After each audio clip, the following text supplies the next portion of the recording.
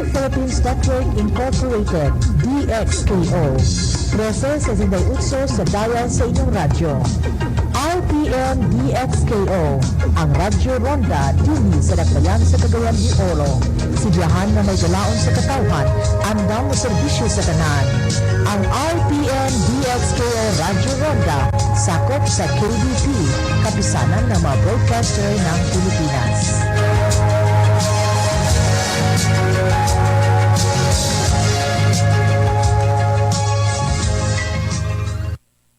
Purchased by the private sector and local governments, some COVAX facility donations. Its estimated value, $270 million, or nearly 14 billion pesos. Early this year, the government borrowed about 40 billion pesos to buy booster shots alone. Dumating po ng sabay-sabay. Kung mas maaga sana na i-distribute natin at naibakuna yan, ang problema, karamihan sa kanila ay short expiry, yung pinatawag na shelf life. To encourage booster vaccinations, Concepcion reiterates his call to make booster shot a requirement in entering establishments.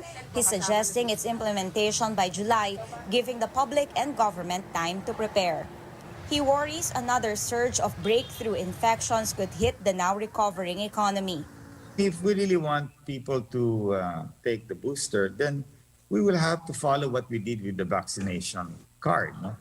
Or else people will not really take it. No? They will take their time at masasayang rin. Kasalukuyan tayong nagre-review kung pwede nang i-include ang booster or third dose as part of primary series. In the next 2 to 3 weeks, tingnan natin kung ano ang pwede pa nating maisagawa para ma-convince yung ating mga mamamayan pagkaroon ng booster doses. On Friday, health spokesperson Maria Rosario Vergeres says a booster shot won't be required yet to be considered fully vaccinated. But what does the public think about it? Hindi dapat gawing mandatory siya.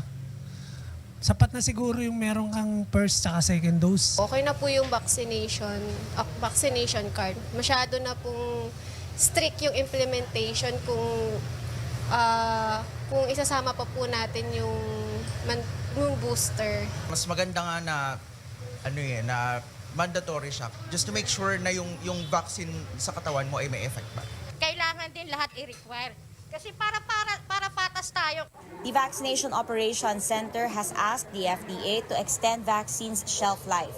They're also sending stocks to bakuna centers like hospitals. And still on the table, the Philippines donating vaccines to other countries. Caroline Bongkin, CNN Philippines. The government plans to put an expiration date on COVID-19 vaccination cards. The Interior Government says this is to encourage more people to get their booster shots. Isa po yan sa pinag-uusapan namin ngayon, yung again, inuulit ko yung mga strategiya on the policy side para yung tao ma-force na magpabakuna or magpa-boosters. So isa dyan, nabanggit ko na kanina, redefinition ng fully vaccinated. At pangalawa, ito nga posibilidad na kung hindi ka pa nakakapag-booster after 6 months, automatic yung iyong vax card expired na. Meantime, presidential candidate Leody de Guzman lists suggestions to make sure millions of COVID-19 vaccines will not expire. Among them, identify areas with the lowest vaccination rate and the most number of vulnerable sector, boost funds for cold chain facilities and other logistical needs, ramp up house-to-house and all-day vax drives, and address vaccine hesitancy at the barangay level. The Health Department is in talks with the World Health Organization about the Omicron XE, a hybrid of the BA1 and BA2 subvariants. This comes after Thailand recorded its first case of the mutant hybrid. In a statement, the DOH says it is monitoring whether WHO would categorize it as an Omicron subvariant or a new variant. The United Kingdom's Health Security Agency referred to Omicron XE as the recombinant of the Omicron subvariants BA1 and BA2. It reported that as of mid-March, the hybrid strain has a growth rate 9.8% above that of BA2, which is the dominant Omicron subvariant in the Philippines. The DOH says it is also working with the Philippine Genome Center to monitor COVID-19 case trends and conduct genomic surveillance activities. It assures safety measures are in place to prevent the entry of the new and existing variants. Government data shows over 1.7 million Filipinos are working overseas, and their remittances are helping fuel economic recovery. The newly created Migrant Workers Department aims to make things easier for OFWs to access their documents and ask help from the government. As Tristan Nodal reports, the department secretary is also urging relevant agencies to abide by the law. After enduring a 9-hour trip from Ilocos Province, OFW Frenny Tacla went straight to the Philippine Overseas Employment Administration building to process her papers for Israel. This is her third time to work abroad, but she admits it's a challenge going from one agency to another. She is hopeful the newly created Department of Migrant Workers can solve that. Nakakalito din lalo na yung mga nasa malalayo, pupunta pa kung saan pagod kami. Gaya ko, galing pa akong Ilocos, wala pa akong tulog, diretso ako dito. Pero kung iisa na lang ang pupuntahan mo, diretso na lang sa kaysa sa iba-ibang kwan. She says it would be more convenient if they can process documents in their home provinces. Mas maganda yun, kaysa pupunta ka pa ng Manila. Department of Migrant Workers Chief Abdullah Mamao vows speedy transactions for OFW documents under the new department. President Duterte signed Republic Act 11641, or the law creating the Department of Migrant Workers, in December 2021. Government agencies dealing with OFW concerns will be under the new department. The DMW has a 2-year transition phase before it becomes fully operational in 2023. After the preparation and approval of the IRR, we will be preparing the staffing pattern. That will be based on the implementing rules and regulations. Then from the approval of the staffing pattern, we will be preparing the proposed budget for the year 2023. But interpretations of the law vary, with the Labor Department insisting that attached agencies under DOLE will remain under its jurisdiction until DMW becomes fully operational. Mamao counters this. If the Department of Labor is claiming that the ILAB, the Polo offices, the Repatriation Center in the OWA, and that of the Maritime Polytechnic Institute are still part of the Department of Labor, that is their own choice. And we are here dealing with the law. And as far as I'm concerned, I'm sticking with the law. I will decide, I will act, and I will do anything that has something to do with the law. The Migrant Workers Chief also vows to expand the labor market for Filipinos by possibly lifting restrictions in Libya and Iraq. He will also study the prevailing deployment ban of household workers to Saudi Arabia. Tristan Nodalo, CNN Philippines. CNN Philippines is reaching out to Labor Secretary Silvestre Bello to clarify his position on the Migrant Workers Department.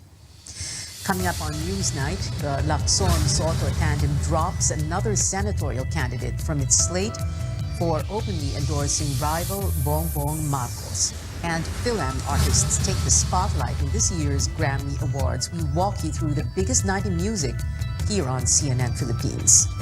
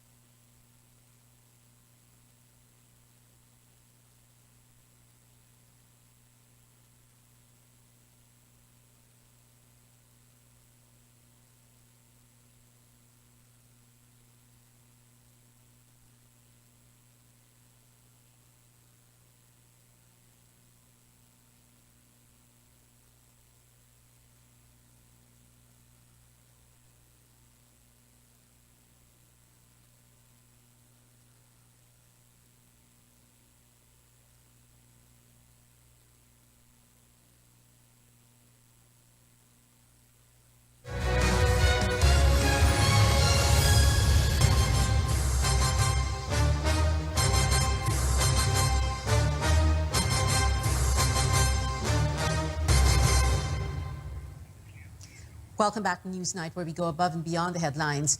The Commission on Elections is seeing a potential shift in voting patterns in this year's elections. The agency says young voters can pave the way for reforms. And as David Santos reports, that includes a generation of new political leaders. Youth leaders in Metro Manila gathering in Marikina on Monday for a forum on responsible voting.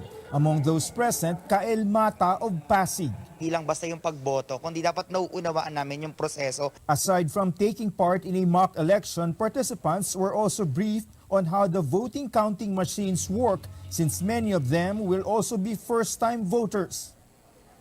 Data shows the 2022 elections could be a national record with close to 66 million eligible voters. Of this number, 37 million are within the 18 to 41 age range, meaning, according to COMELEC, almost 6 in every 10 are considered young voters. In the 2019 elections, a third of the ballots cast were from young voters, which was significantly high for COMELEC.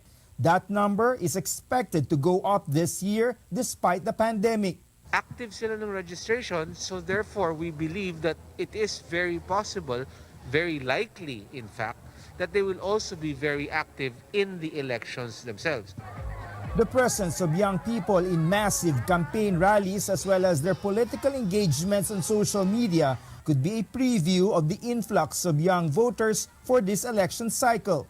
Makikita mo na instead of having people voting the way their elders voted, you have potentially a generation that votes the way they want to vote because they want to vote that way. And that will result in, I think, the possibility of a new generation of political leaders as well. The change in voters' profile, officials hope, could also lead to a shift in voting behavior. This include doing away with illegal election activities such as vote buying, which seem to have become the norm in many areas. Nasa kabataan yung ating pag-asa. Kung mababago natin yung pananaw nila when they become adults, they will also resist vote buying. The Interior Department will hold similar forums nationwide in the run-up to next month's elections. David Santos, CNN Philippines. Are we seeing another group switching support for presidential candidates 35 days before the Filipino votes? A major volunteer network supporting Isko Moreno clarifies it has yet to decide whether it will follow the decision of its Cebu chapter to endorse Leni Robredo. Ikaw Muna Pilipinas Cebu Chairman Nick Malazarte believes Robredo has better chances of beating Bongbong Marcos. IM Pilipinas Secretary General Elmer Arganio says they respect the choice of their Cebu chapter. He adds their decision will be known in the coming days. Sinasabi nila, malakas din ang agos ng suporta kay Leni doon, despite na may gumagalaw kami doon at pumunta na rin si Yorme, hindi pa rin siya umaakyat na maging serious contender ni Marcos Jr., at least in the province of Cebu. The political party of Bongbong Marcos taking steps to, quote, safeguard his votes in the May 9 polls. Partido Federal ng Pilipinas General Counsel George Briones says the group will deploy nearly 16,900 volunteers as poll watchers in Central Visayas. He says this is to prevent any attempt to rig election results. While Ping Lacson and running mate Tito Soto have dropped fellow Senator Mig Zubiri from their slate after he openly endorsed the tandem of Marcos and Sara Duterte. Lacson says they have no hard feelings towards Zubiri for his personal decision. No, alam naman nila yon kung ano yung consequence. Kung ayaw nila sa amin, iba yung gustong dalhin. Eh, parang awkward naman ang dalhin pa rin namin sila, hindi ba? So, it's a personal choice, no hard feelings. Pero yun ang sinabi, maliwanag naman yun when we talk to him, na pwede sila ma-endorse ng iba, ma-adapt ng iba. But once they endorse another team, another tandem, then so be it, and that's it. Lacson also says he will inhibit from the Senate investigation into the unpaid estate tax of the Marcos family. Senator Coco Pimentel says the probe may happen within the week. Now, over the weekend, 9 of 10 presidential candidates gathered on one stage again to share their insights about key issues affecting the lives of millions of Filipinos. Paulo Barcelon breaks down their plans to make sure the supply of basic needs is enough in this report. The final segment of the second Pilipinas Debates 2022 focused on issues that directly impact Filipinos' daily lives: energy, food, and water. Vice President Leni Robredo, Labor Leader Leody de Guzman, and former Malacanang spokesperson Ernesto Abella were grouped together. Their talk dwelled on the use of renewable energy. All three candidates want cleaner energy sources in the mix, for they believe it will help address the country's power and environmental woes. Pero ang problema, walang political will yung ating gobyerno para ipatupad ito. Kasi ang mas gusto ng ating pamahalaan na nagpalit-palit ay ipagkakitaan talaga yung itong fossil fuel, lalo na yung coal. So ang dapat unang gawin, asikasuhin na yung mga service contracts, asikasuhin na yung mga sources ng renewables. Alam na natin na papunta na tayo doon, so dapat mag-invest na tayo. To develop, for example, solar, wind, turbine, and also biomass. No? Unahin po natin to, and we're open to consideration about nuclear, pero right now kasi there are risks involved. Next up were Manila Mayor Isko Moreno Domagoso, former Defense Chief Norberto Gonzales, and Senator Panfilo Lacson. The three government officials were asked on how they plan to provide Filipinos access to clean and potable water for households and agriculture. Moreno says he wants water companies and cooperatives to invest in protecting and rehabilitating watersheds. Gonzales wanted repairs in the water system, while Lacson pushes for more investments in research and development. Hindi pwedeng yung nahihirati na sila sa kita, ayaw na nila mag-reinvest. We must ask them. Anyway, if they are not, maybe I'll review their contracts. Yan po ay milyon-milyong galon ang itinatapon kung hindi inaayos. Ewan ko po kung nire-repair ulit. Bakit hindi natin suportahan? Kasi maraming teknolohiya. Yung catch basin, halimbawa, sagana tayo sa ulan. 50% of our cities and municipalities nasa coastal areas. Hindi pa tayo kinukulang sa tubig. Sagana tayo sa ulan, pero natatapon. On concerns about food and nutrition, Senator Manny Pacquiao, Dr. Jose Montemayor, and Faisal Mangundato were asked how they will ensure the nutrition of Filipinos. One wanted a change in the form of government. The other two wanted to focus on helping the agriculture sector. Kailangan po magkaroon tayo ng bagong sistema na ito ang federalismo doon sa bayanihan, constitution. Tanggalin na natin yung rice tarification, no? Nagpapahirap sa ating mga magsasaka. Pag nag-import tayo, mahirapan at pinapatay natin ang pangkabuhayan ng mga farmers natin. Hindi lamang farmers, pati yung mga fisher folks natin. Paulo Barcelon, CNN Philippines.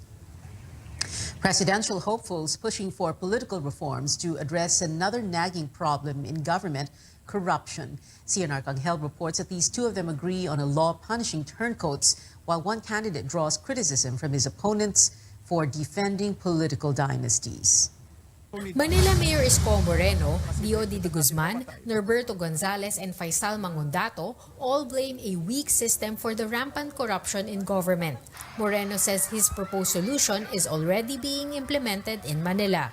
To solve it is to limit human discretion in government transaction by adapting to technology.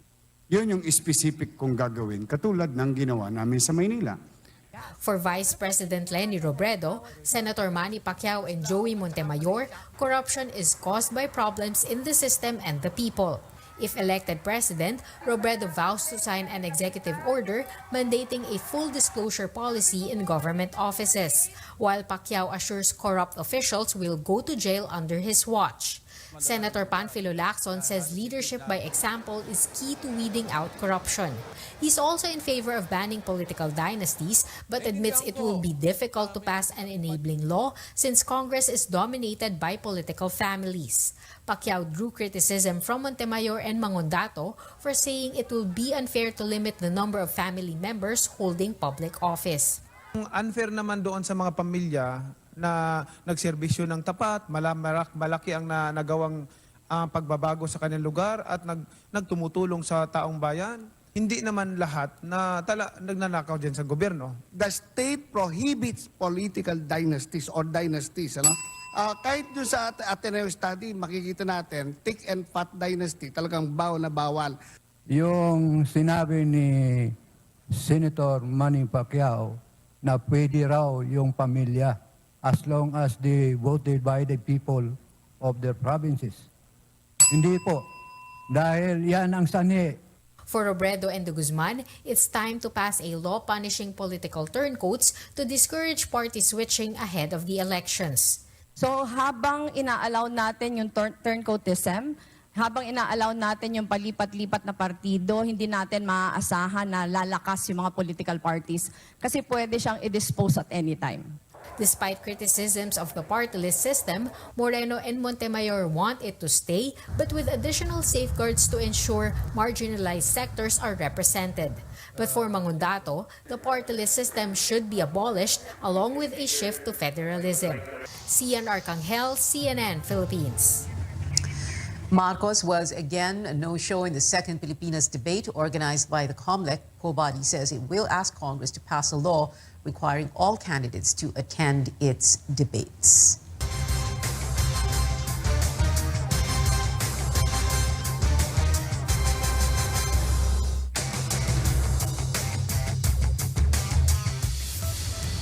Straight ahead on News 9, more signs of peace after the Obiena-Patafa conflict.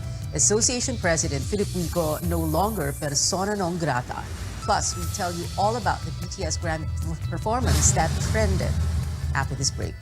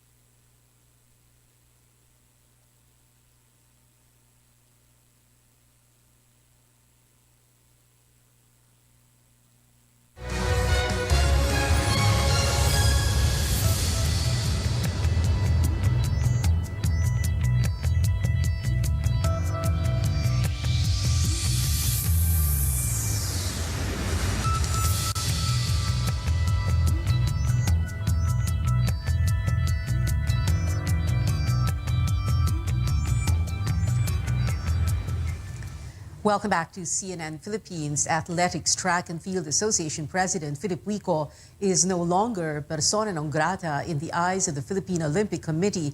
The status was lifted today along with Patafa's suspension. This comes after the, quote, successful mediation hosted by the Sports Commission between the athletics body and pole vaulter E.J. Obiena, which was completed last week.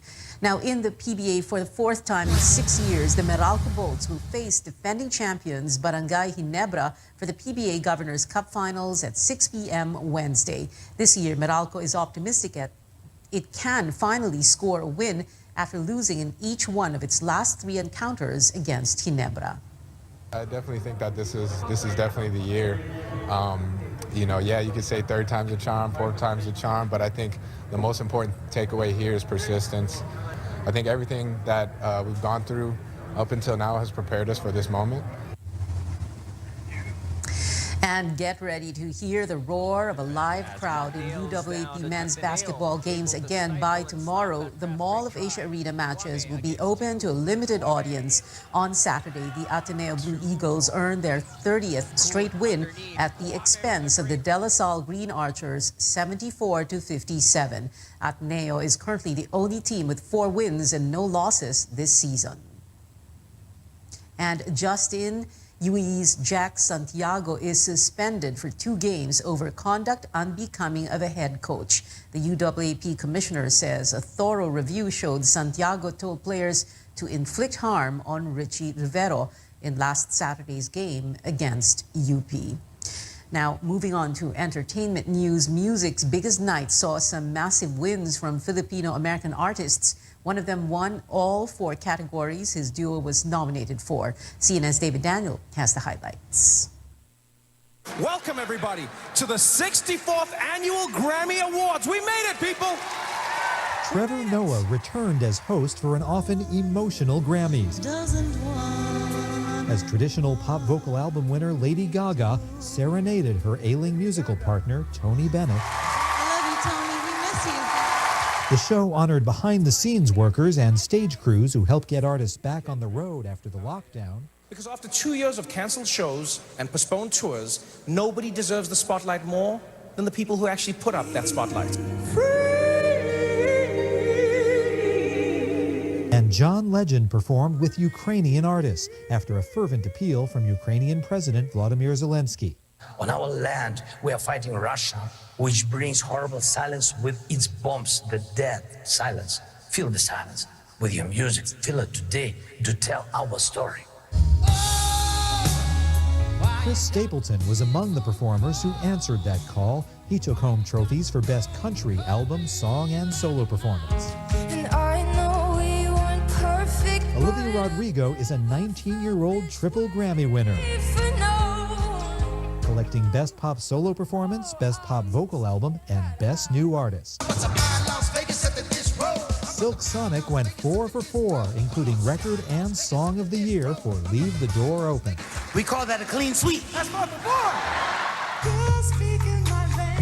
But the night's biggest winner was Jon Batiste, who won 5 Grammys, including the night's final prize, Album of the Year, and marveled at the power of music. It's like a song or an album is made and it almost has a radar to find the person when they need it the most. In Hollywood, I'm David Daniel. While Philam's singer Olivia Rodrigo's major category wins were enough to catch netizens' attention, her brief appearance in BTS's Butter performance only made her more of a trending topic. K-pop idol V whispered to Olivia and showed her a mysterious note before going on stage to sing. This is the first time BTS performed on the Grammy stage in person. Vocalist Jin could not dance alongside other members for the entire song because he is recovering from surgery on his finger. But fans were thankful all 7 members made it on stage, with Jungkook only being released from COVID-19 quarantine last Saturday. BTS also attended as nominees for a category but lost Best Pop Duo or Group Performance to Doja Cat and SZA's Kiss Me More. And that is it for tonight. Join me again on News.ph at 7 p.m. I'm Pia Ontiveros for Newsnight, where we go above and beyond the headlines.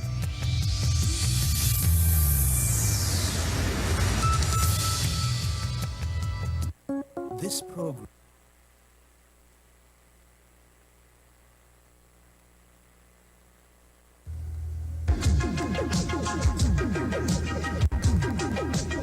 RPN, Radio Philippines Network Incorporated, DXKO. 13-68 sa dial sa inyong radyo. RPN DXKO, ang Radyo Ronda dili sa Dakbayan sa Cagayan de Oro. Sibiyahan na may galaon sa katawhan, andam mo serbisyo sa tanan. Ang RPN DXKO Radyo Ronda sakop sa KPOP, kapisanan ng mga broadcaster ng Pilipinas.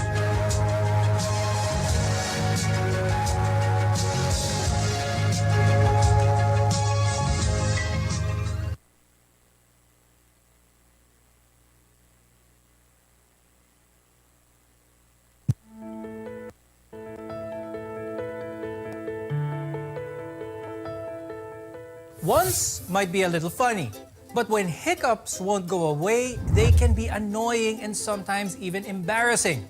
When you hiccup, there's a sudden spasm in your diaphragm, and this causes your vocal cords to quickly close, leading to the characteristic hic sound. Now, they're usually harmless and can be stopped with simple remedies, but from holding your breath to frightening yourself, what really are the effective ways to get rid of them? On the program today, we'll talk about why hiccups happen, effective ways to prevent and get rid of them, and when they're considered a cause for concern. I'm Dr. Freddy Gomez, and welcome to MedTalk Health Talk on CNN Philippines.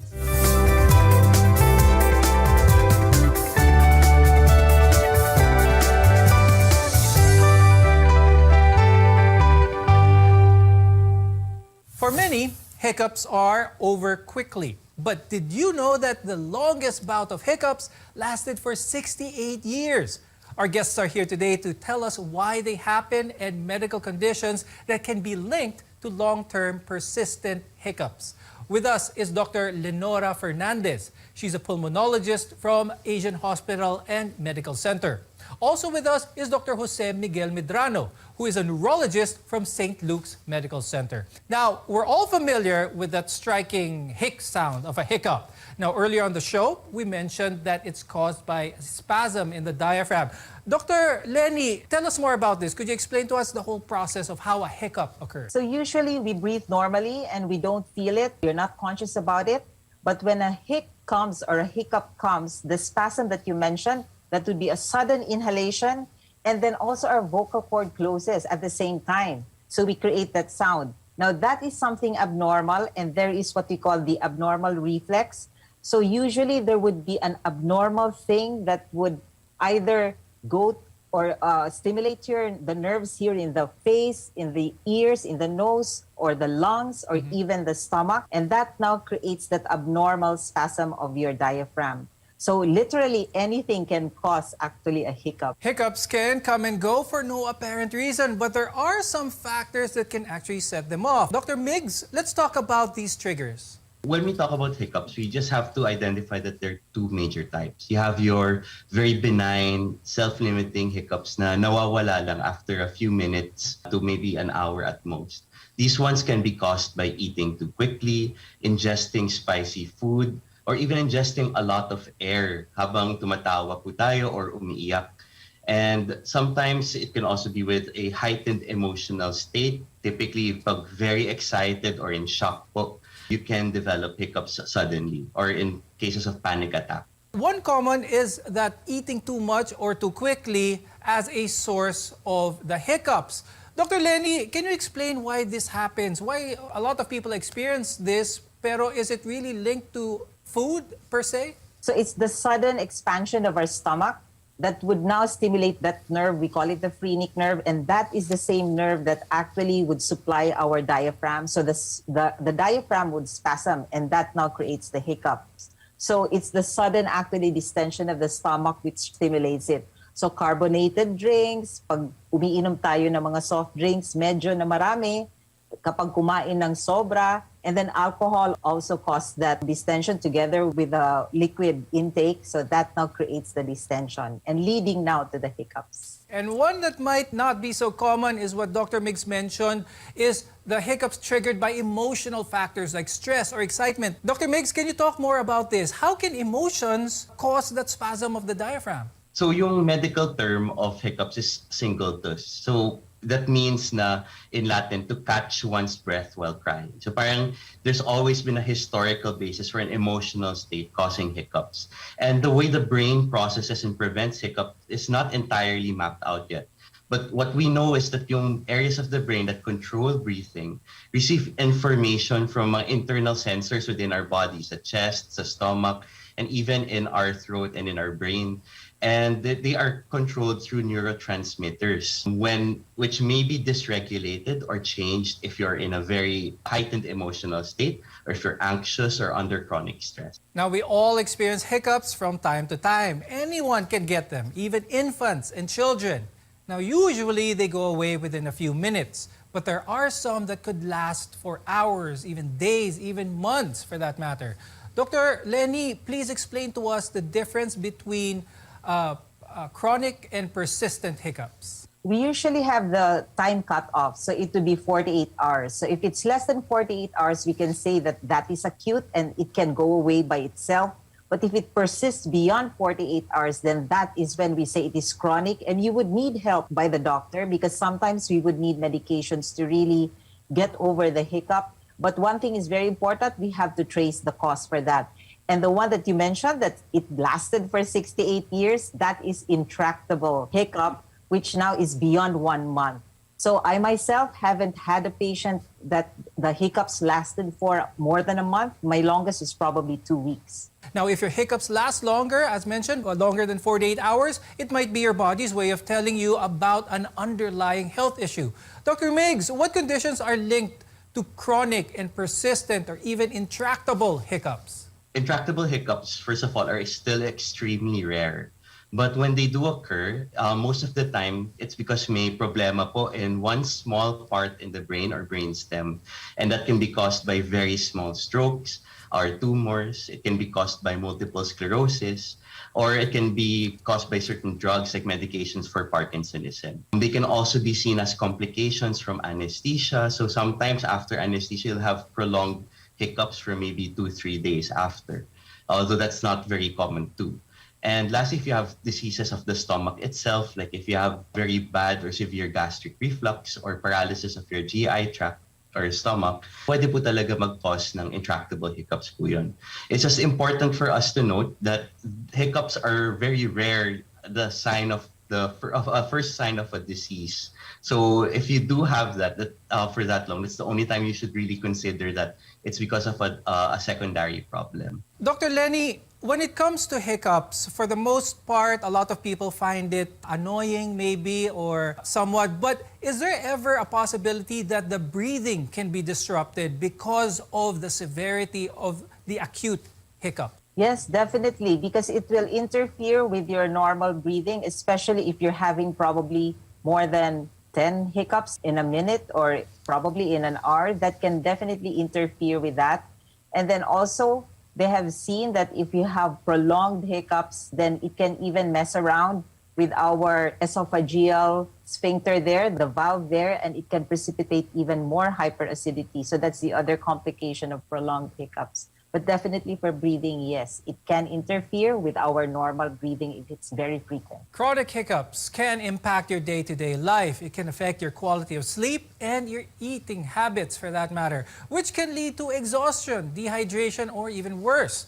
So it's vital to see your doctor right away if you're experiencing them for a prolonged period of time. Now, the cause of hiccups remains a mystery, but there are a number of scientific theories. We'll discuss some of them when we return. You're watching MedTalk Health Talk, your partner in healthcare.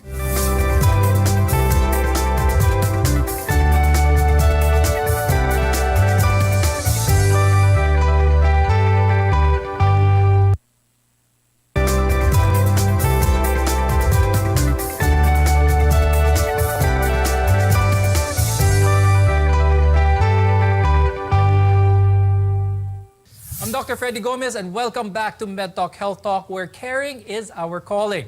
Hiccups usually happen suddenly, and even until today, doctors aren't really sure what may cause them. Let's talk about some of the reasons why people may have hiccups and probably some of the concerns of persistent ones. Dr. Lenny, are there any physical characteristics of a person in their airway that may predispose them to be more susceptible to having hiccups? So some would have anatomic abnormalities really. Anything pressing on the nerve can cause the hiccups. The nerve supplying the diaphragm, for example. There are some with acid reflux. That one is one of the most common causes of hiccups. Again, because there would be stimulation of that nerve that would now cause the spasm of the diaphragm. And then as Dr. Medrano already mentioned, brain problems can also predispose to that. And the others would be, as I mentioned, the loose sphincter there that can be tied up with the reflux. That can also predispose to patients developing hiccups. Others believe that hiccups begin in utero. They say that it's a training mechanism for babies to learn how to breathe. Dr. Miggs, is there any truth to this? Could you explain this theory to us? So it's actually a very natural phenomenon, yung fetal hiccups. So sometimes when you do ultrasound, you will see the fetus actually having hiccups, and you may actually feel that in the third trimester for some mothers. If these hiccups are very persistent, all you need to do is take a nap or try to relax so that the baby will relax as well. On the opposite hand, if you don't feel these fetal hiccups, it doesn't mean that mahina yung lungs or breathing capacity ng baby. It's just that hindi niyo lang po siya nafe-feel masyado. And even if you do have fetal hiccups, it does not mean that you're at an increased risk of getting hiccups as you grow older. A known reason for chronic or persistent hiccups is acid reflux. Dr. Lenny, you talked about this a little bit, but let's explain now. How does this trigger the hiccups? Or is this sort of a vicious cycle? Does it happen the other way around? Yeah, you're right about that, Doc Freddy. It can be a vicious cycle. So first, the acid by itself can stimulate the nerves here, and that would now cause the spasm of the diaphragm. And then if there would be also buildup of acid and also distension of the stomach, again, that will stimulate the nerves that we mentioned and cause the spasm of the diaphragm. And if you're always putting up acid, it's always going up, and then you're having the hiccups as well. They've seen that the esophagus muscles would also have some abnormality eventually, and that now becomes the vicious cycle. More acid, and then more hiccups, more acid, more hiccups. Now, Dr. Len, as a follow-up to that, for our viewers who are not so familiar with acid reflux, anong nararamdaman ng isang taong undergoing acid reflux? So they can feel the heartburn, as we call it. So maaring masakit po dito. And then very madalas din sa mga pasyente, nagbo-burp sila. So that would also be the acid going up. And sometimes it can mimic even a heart attack, that you can have the chest pain there. And syempre, pumupunta sa mga pulmonologist, yung pangmatagalan na ubo, chronic cough that we see mostly in the afternoon, and then when they lie down by gravity, the acid goes up. That can also be a manifestation of acid reflux. Even it can stimulate even the ear sometimes, and they would still manifest with chronic cough. Now, Dr. Miggs, earlier on the program, we talked about the pathway of how a hiccup happens, and if there's something interfering with that pathway, whether it be chemical, physical, it could be a tumor, physical tumor or in the brain. Does this happen often? What I'm asking is, can hiccups be a symptom of an underlying brain condition? Hiccups are an extremely rare first symptom of any condition. Oftentimes, you'll see hiccups with dizziness or hiccups with weakness or hiccups with some other condition like in multiple sclerosis. They're often accompanied by a loss of balance that's persistent. So as a single symptom by itself, it's not very common. But as a part of a constellation or a group of symptoms, it may be, that's the time you'll see it happen more often. And usually by the time other symptoms are present, the hiccups are the least of your concerns. Now, there are also a few simple home remedies that might be able to do the trick. More on this when we return. Your health is our mission here on Met Talk Health Talk. We'll be right back.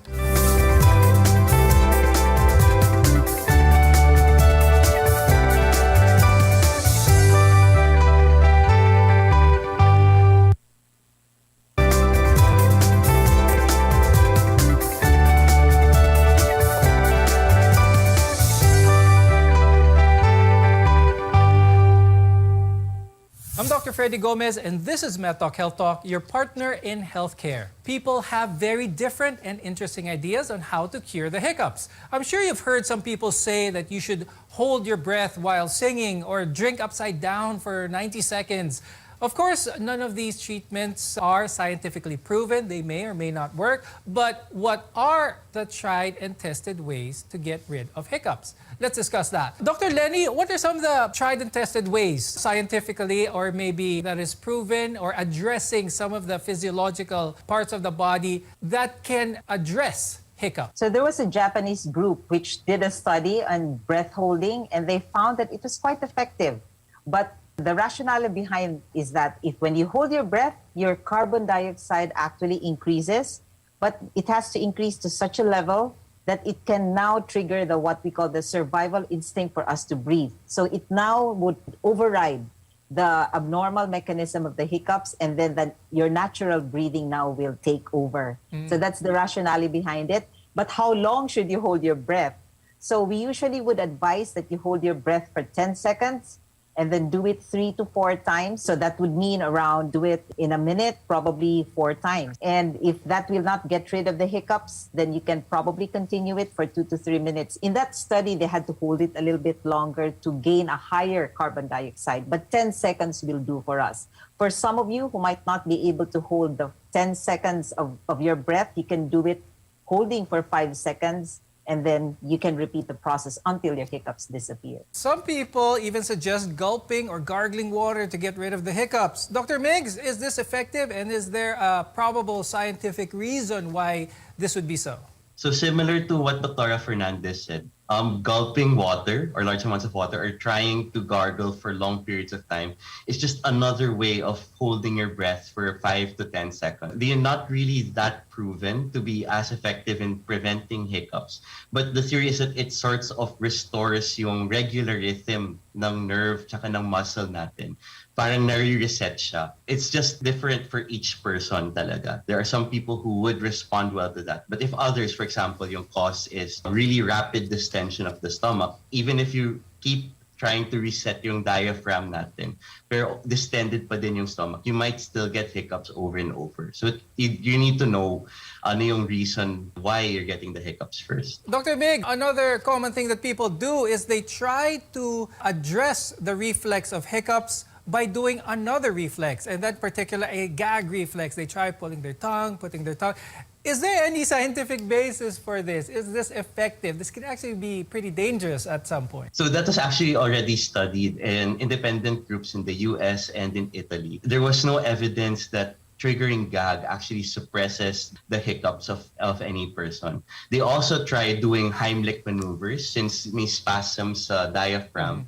And when you do the Heimlich maneuver, you actually try to trigger or stop the myoclonus of the diaphragm from happening. But again, that was not actually proven to be effective. Dr. Lenny, walk us through a breathing technique that could actually work. So aside from the breath holding thing, you can augment the diaphragm function by leaning forward while you are exhaling. So with that, doing it slowly so breath holding, and then try to exhale slowly and moving forward so that it will now push your diaphragm up or augment the exhalation. That can help sometimes. So others would also do they would try to lift their knees so that again, it's to help contract the diaphragm. These are not really proven, but if it may help for you, then at least it's a safe kind of a maneuver. Just as there's no proven method to stop hiccups, there's no proven way to prevent them as well. But if you experience hiccups frequently, reducing your exposure to known triggers might help. Dr. Miggs, let's go through some of the suggested ways to prevent hiccups. So there's actually no really good way to prevent hiccups except for preventing what are the common triggers, including overeating or rapid eating, and controlling the way that we breathe when we have high emotional state. So one of the common causes is that when you're laughing too much, you actually swallow a lot of air. It doesn't all go into the airway, parang napupunta din siya sa tiyan. And that might distend the stomach and that might trigger your hiccups after. So if you can control that, you can prevent hiccups that way. Now, if you're having a short bout of the hiccups, don't stress about those. They're harmless and should resolve on their own. But if it goes on for too long, ask a doctor what you can do. Thank you to pulmonologist Dr. Lenora Fernandez and neurologist Dr. Jose Miguel Medrano for being with us on today's episode. I'm Dr. Freddy Gomez, and thank you for watching MedTalk Health Talk on CNN Philippines. We'll see you again next time.